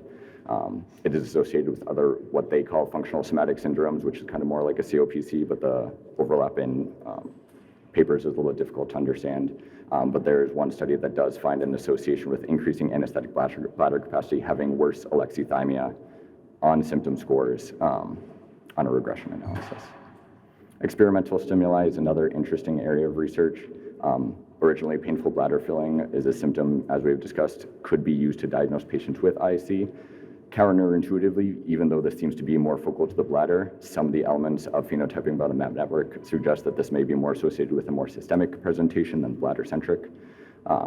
If you ask patients on questionnaires if they have painful urinary urgency, painful bladder filling, both or neither, if you go from either to both, they tend to cluster into the more systemic phenotype with more myofascial pelvic pain, urinary urgency and frequency, symptomatic IC scores, as well as more chronic overlapping pain conditions, somatic symptom scores, and psychiatric and worse psychiatric scores. There's an experimental or clinical test that has been reported wherein patients empty their bladder, they drink 12 ounces of water, map their pain over the next hour while presumably their bladder fills, and you put them in a functional MRI scan. And again, you can see with complex mapping that patients can be grouped into those with painful bladder filling, or the worst painful bladder filling, minimal or no change over time, and the worst painful bladder filling tend to also have more IC flares, higher healthcare utilization, and can be seen on functional MRI. Myofascial pelvic pain is another one that is interesting in its associations, as we had an extensive discussion on, is it a cause or an effect or a confusable diagnosis or anything else? Depending on the analysis, you'll find kind of different things. But it interestingly also tends to correlate more with a systemic presentation than a focal bladder one. Using the MAP network, counting the number of painful sites on a pelvic exam can group people into low, mid, or high groupings. The majority had some degree of pain, 81% in this review, 53% were in the mid group, and there's a dose-dependent relationship on the severity of their pain and urinary symptoms, but also dose-dependent. The more tender points you had on this exam, the more widespread pain, neuropathic pain, chronic overlapping pain conditions, and psychological distress that these patients tended to have. You can also use machine learning to group patients into predominantly bladder pain symptoms, myofascial pain, or non-neurologic pelvic pain, which also finds an association with having more widespread pain. This is, as previously alluded to, important because pelvic floor physical therapy can be very important for these patients in a realm that is difficult to find effective therapeutics for, so I think it should be assessed at baseline. Our manuscript also wants to nod to the previous phenotyping efforts, including the U-point and in-point systems. U-point has initially used for chronic prostatitis. It is comprised of different domains that you track patients across, including urinary, psychosocial, organ-specific, infection, neurologic, tenderness, which refers to myofascial pelvic pain, and allows to help guide people into treatment for each one of these, as well as phenotyping patients. It's been used with some efficacy for IC patients, and there's also been another altered system with a slightly different acronym called the input system, where you replace the ulcers into the U and infection, and you don't have the organ specific because you think it's going to be obvious. So in summary, we think that there's at least a broad phenotypic grouping into two groups, the bladder-centric or the systemic groupings. Bladder-centric have Hunner's lesions, or the majority of them, or most of the Hunner's lesion patients may fall into this grouping. They tend to have a low anesthetic bladder capacity. They tend to have more histologic inflammation. Recurrent UTIs make sense that they'd be here, but there's not a lot of research elsewhere on how they correlate with the other symptomatic scores and phenotyping efforts. They have fewer chronic overlapping pain conditions, psychological differences, and less widespread pain. This is in contrast to the systemic group, which has the Hunner lesion negative, or rarely patients present this way. They have a non-low anesthetic bladder capacity, less inflammation, more overlapping conditions, more pain, and myofascial pelvic pain. But as previously alluded to, we don't really know. None of these studies are examining all of these groups across each other. None of these groups or cutoffs is exactly the same between all these different studies, especially the MAP network, which uses complex statistical modeling, is able to find these associations, but it's not like we can find you have zero pelvic pain versus you have widespread pain, and that is a clear diagnostic cutoff, and leaves a lot of questions open. What do we do for patients with Hunner's lesions, but with a widespread systemic phenotype with widespread pain? And what do we do with patients who have no changes on cystoscopy, a normal anesthetic bladder capacity, but none of these other systemic presentations? So in review, we hope that we have done a brief review and summarization of the most clinically significant phenotyping efforts, describing the clinical features, and establishing a short list as here. Thank you, and I'm happy to answer any questions.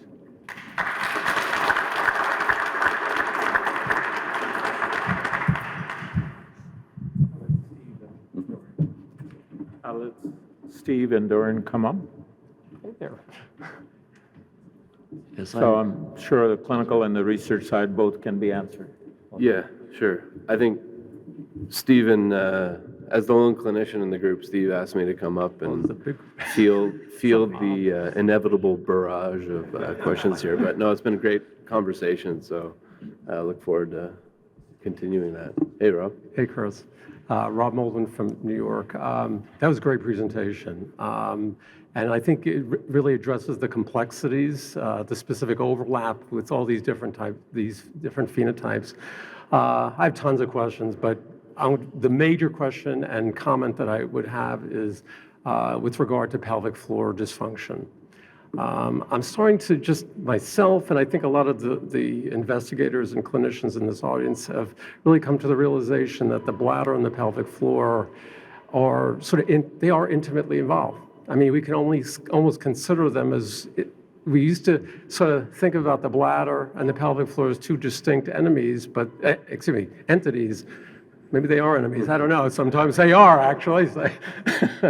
Freudian there. But in fact, they function as a unit.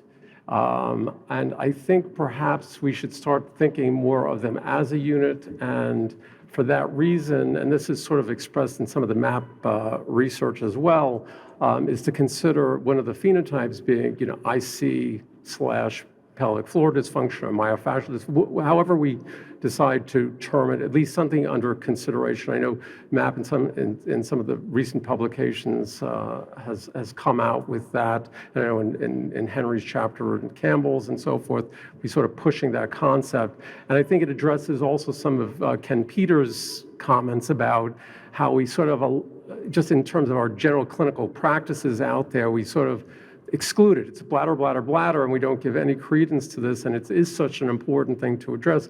So just from a practical perspective, getting out there and getting it out to the community, and even scientifically, I think this is something at least to consider. I saw on there, very nicely divided up into bladder-centric and phenotypic, and I noticed you put pelvic floor dysfunction under systemic.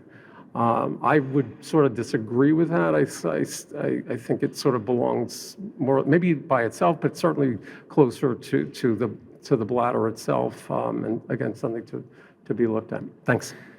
Yeah, thanks, Rob. I totally agree. I think, I think what we're not trying to suggest here is that there's just two phenotypes, bladder-centric and systemic. I think the attempt was to sort of broadly understand that most of our phenotypes can fit sort of broadly into those two groupings. The pelvic floor, I agree with you, is probably one that does not fit nicely into either, and probably should be considered on its own. But I mean, I think, the pelvic floor has to be acknowledged in any patient presenting with IC. You got to examine the pelvic floor. And if they have pelvic floor dysfunction, that needs to be treated for sure. So I totally agree with your points. Thank you. You're so kind. Larissa Rodriguez from Weill Cornell. I just noticed that in the last two presentations, the map found urine-centric versus pain, like urine symptoms versus pain as two distinct phenotypes that behave very differently, and I haven't seen them included. And I just want to have a discussion about that, but also kind of encourage to look at that literature and include it in this phenotypic. Yeah, that's a good point. Again, I think, from our perspective, I think, phenotyping, in my opinion, there's really two main objectives of phenotyping, which is to establish the clinical picture of the patient in front of you. So if you have a patient whose symptomology is driven by their urinary symptoms, that's probably what you're going to be focusing on and trying to treat. Phenotyping from a research perspective, I think, is a different sort of question. And how are we going to use phenotyping approaches in our clinical trials, and how are we going to define them? And so, I think the urinary symptoms versus pain symptoms is something we didn't really consider in this work, but yeah, it's important to consider. So I'm Sándor Lovas from Hungary. I would like just to add one point to the measurement of anesthetic bladder capacity. The circumstances and the way of how we perform it should be standardized. It's absolutely important to standardize the filling rate at this pressure volume measurement. So we recommend a 30 milliliter per minute, and also what kind of pressure we reach. And it should be maximum 70 70 centimeter of water. Do you want to take that, Bob? Yes, Bob Evans, and that's all my work is based on. That is not a urodynamic capacity, it's an anesthetic capacity. Yeah.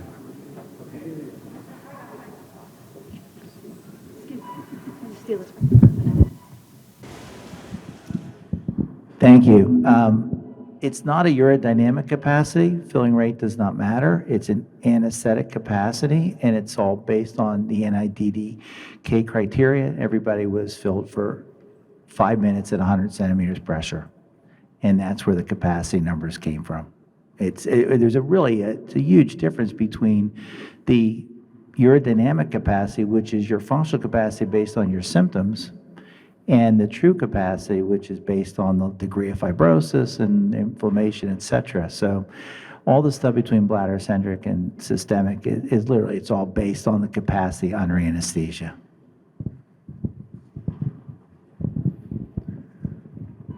Yeah, thank you very much. So if I were to propose a phenotyping system, when I looked at that maze that was made out of all the phenotypes, so we can propose to phenotype in two manners. One is the manifestation-based phenotyping, the other is the etiology-based phenotyping.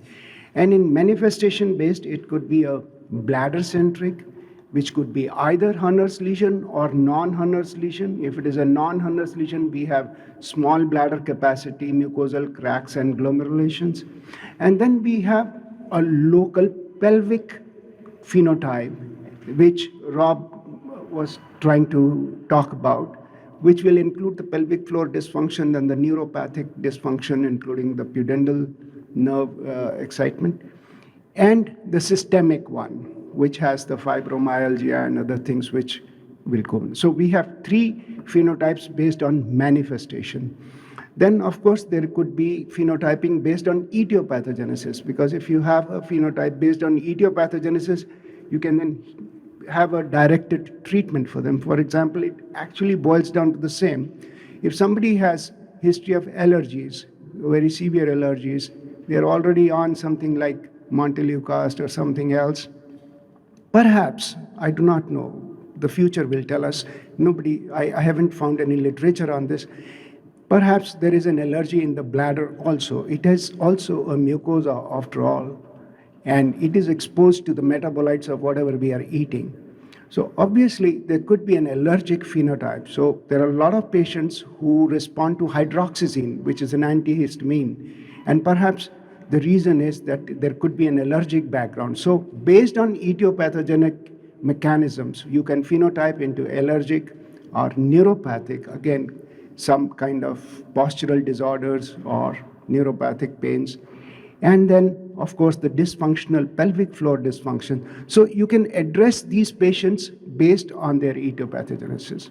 So we can have more than one mechanism of phenotyping them. Thank you. Yeah, thanks for your comments.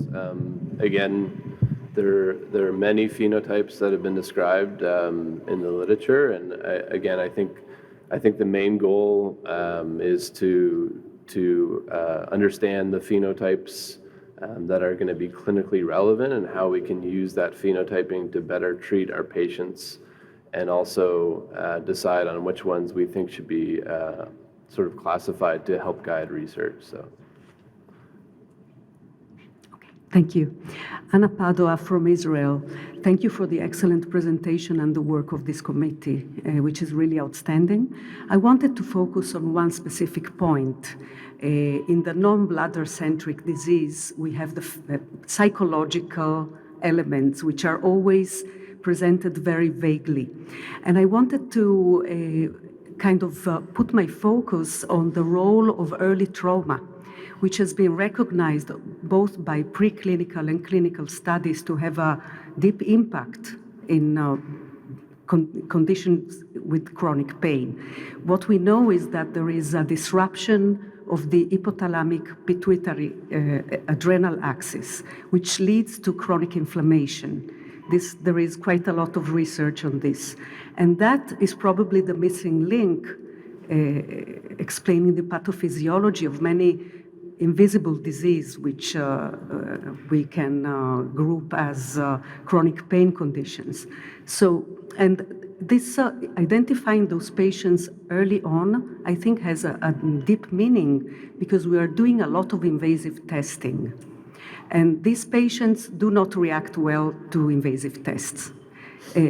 Quite often there is a mediation of PTSD symptoms between the early trauma and the condition. So usually they may have a kind of reactivation of severe PTSD following a urodynamic testing or a cystoscopy. When we do not know we have such a client in front of us. So I think that any phenotyping attempt should recommend to take care to identify early on in a trauma-sensitive way patients who may be susceptible to a worsening of the symptoms because of a biomedical approach with a lot of invasive testing done. So that was my point. And also, just a word about the pelvic floor.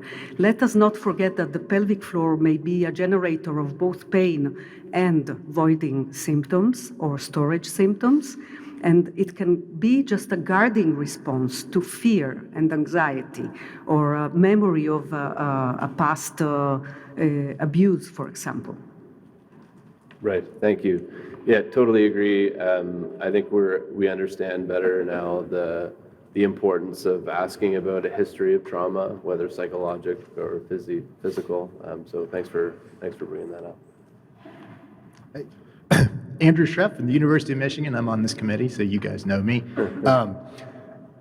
Just to really opine quickly on that comment, I think that that's incredibly important. And one of the things that we found is that immune sensitization is there in IC patients, and it's there in association with trauma. So that's exactly correct. And I think we even have some evidence to show that that's true.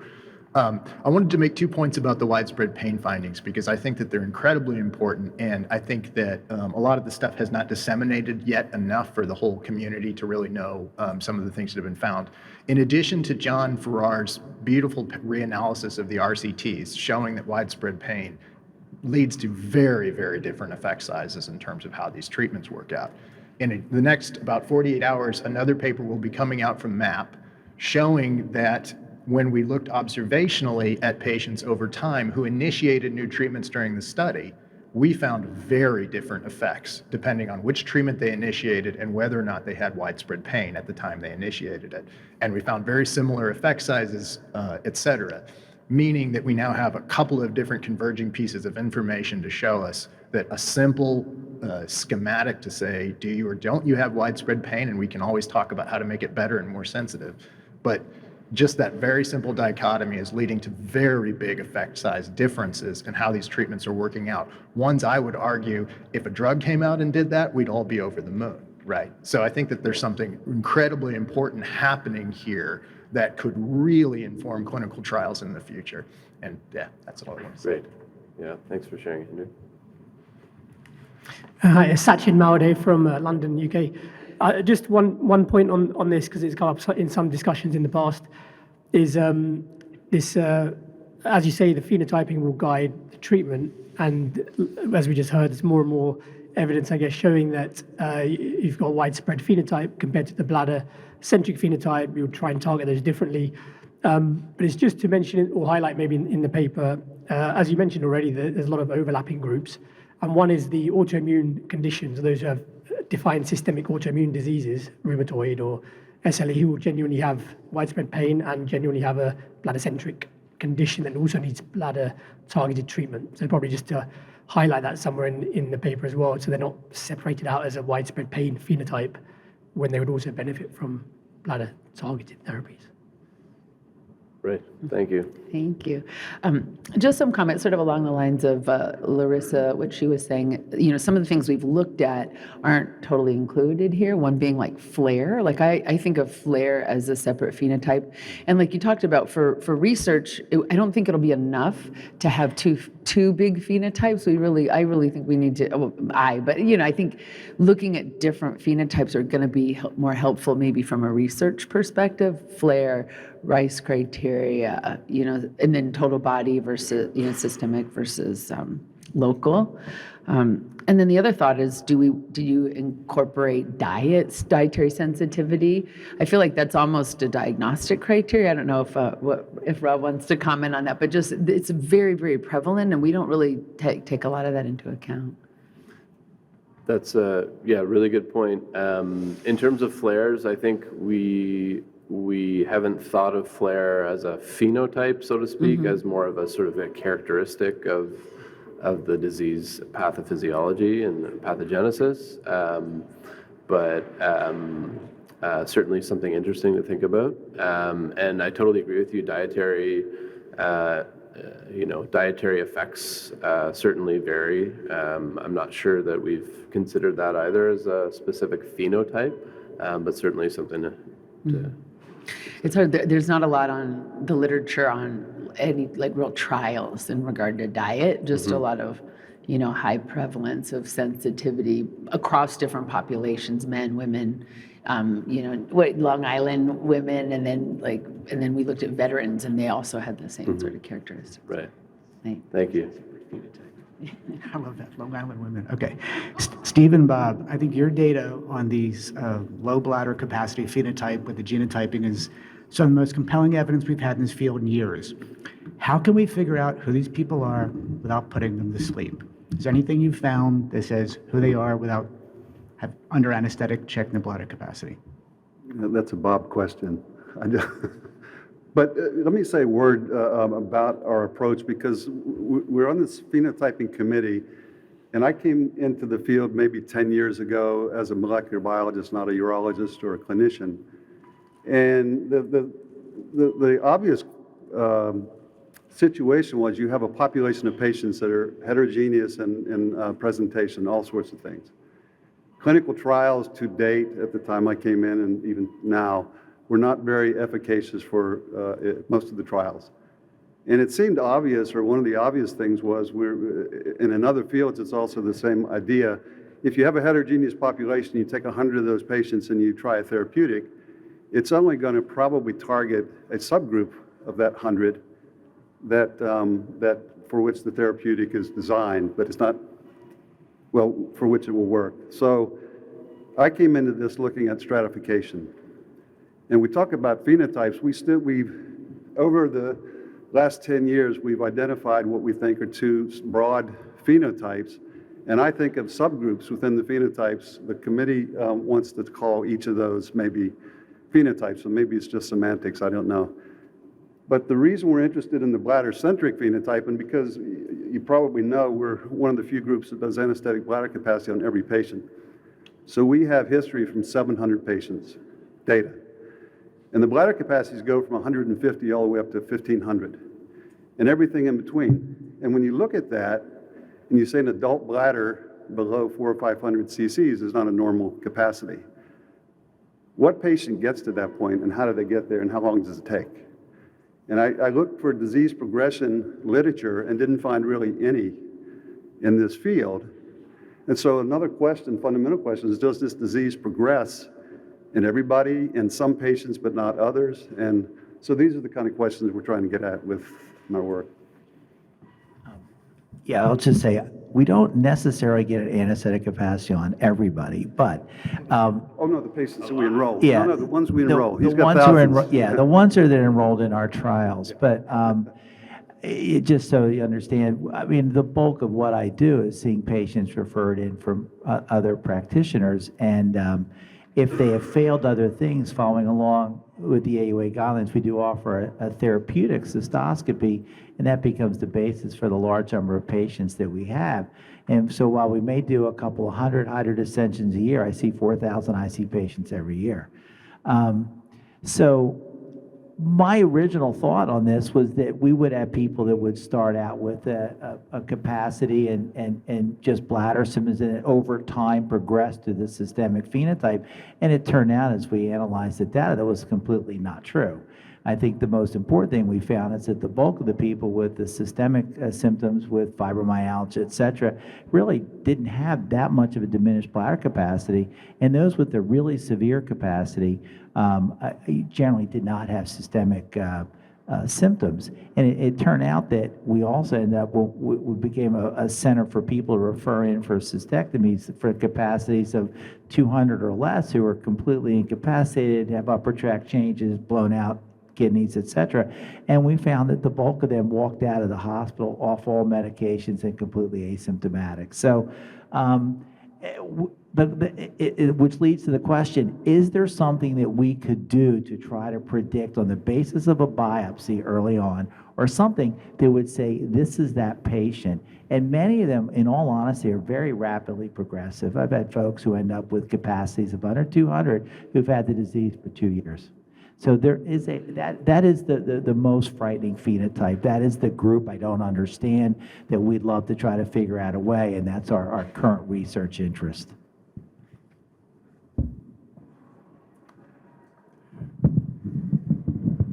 Really nice overview. The difficulty I have is, I think the bladder-centric is easy. Like, I love a bladder-centric patient. I love a Hunter's lesion patient because I know if I treat that Hunter's lesion, and I know if I give them cyclosporin, it'll never come back, their pain will go to zero, and their bladder capacity will double or triple over the first 2 years. So to me, that's in my mind interstitial cystitis. It's how it was described, and it's truly a bladder disease. If I took that bladder out, that patient would feel better.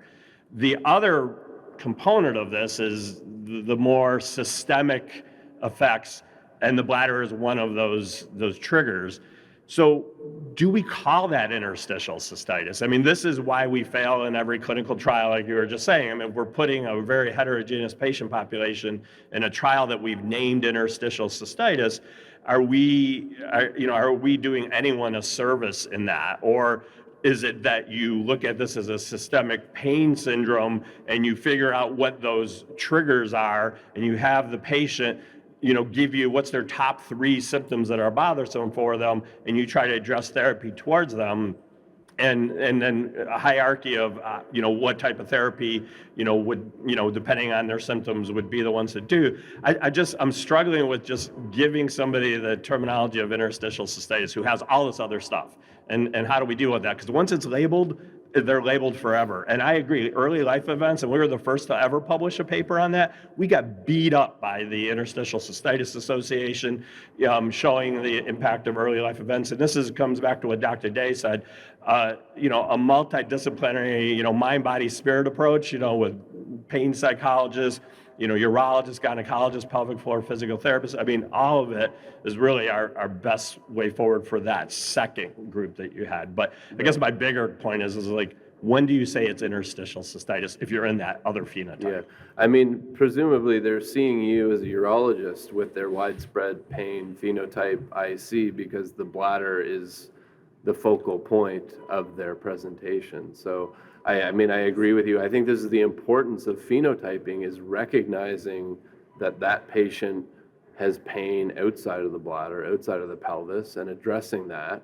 But, if the bladder is the focus of their pain, yeah, I'm not sure what else you would call it.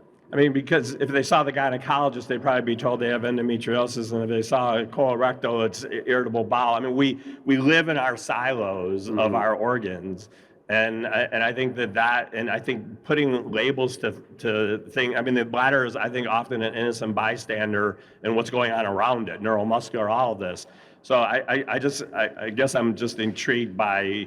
I feel like I undiagnose people with IC way more than I diagnose people with IC. Right. And I just don't know that we do a service by, just because I'm a urologist and they have bladder as a component of their problem, that I should tell them they have interstitial cystitis, because now everyone's going to treat the bladder, and that may not make them better. These are my struggles in life, so. Right. I do have to make one comment for Dr. Walker. I did publish a paper in 1990, I think, on 225 people. I did cysto under anesthesia, all sorts of characteristics, and I sorted them out by anesthetic bladder capacities, and the older patients had the smallest capacities. If you went from the 40-year-old to the 60-year-old, you had about a reduction of 30% in anesthetic bladder capacity. So it does progress Just slowly natural over time. is what you think? Yeah. Yeah, it does progress slowly over time. Like everything else, it's also variable. I mean, we have a 20-year-old with a 150 or 200 cc bladder and Hunter lesion. Oh, they're a good example of the oddball, or the exception proves the rule, but that's just highly unusual. Is it possible to go back to your 2 broad phenotype slide? I don't know if it's possible. This one? I kind of wanted to, we've been talking around kind of a bigger issue as a group, which is, do we all, and I just kind of want to take a survey, if this is all right. Who believes that we can say that patients with a low anesthetic bladder capacity are fundamentally different from patients who do not have that? Are we all in agreement on that? Yes. Who agrees? People who don't agree. There are people who don't agree with that, who do not think that low anesthetic capacity is different. I fundamentally think, like, this is a huge moment that we have a potential to make a really big difference in care. I am personally of the camp that if somebody has a low bladder capacity, low anesthetic bladder capacity, there's something fundamentally different and wrong about their bladder itself. and that patients who do not have that are fundamentally different from that. And so the idea of treating patients who have a very identifiable abnormality in bladder structure and in something that is not sensory, right? Because we're dealing with a pain disorder, but when they do not have a normal bladder from an anatomic sort of perspective, their ability to hold fluid, why we treat those patients the same as somebody who has a completely normal bladder with a 1,000 milliliter anesthetic capacity boggles my mind that we treat those people the same. And so I love this. I'm highly in support. I'm sad that we're not all in agreement with that, and would love to keep talking about it for the rest of eternity. But I think this is a great place to start, especially in the realm of helping to guide clinicians who don't do this every day and don't see these patients with every second. Thank you, So, thank you, thank yay. you. But there is a break, otherwise we won't get the chance, we'll be late. So it's only 5 minutes left in the break. So please get up, stretch, have a cup of coffee and something, and then we on to the next presentation. I love the discussions. Can I help you out? I need to load. Yeah, absolutely.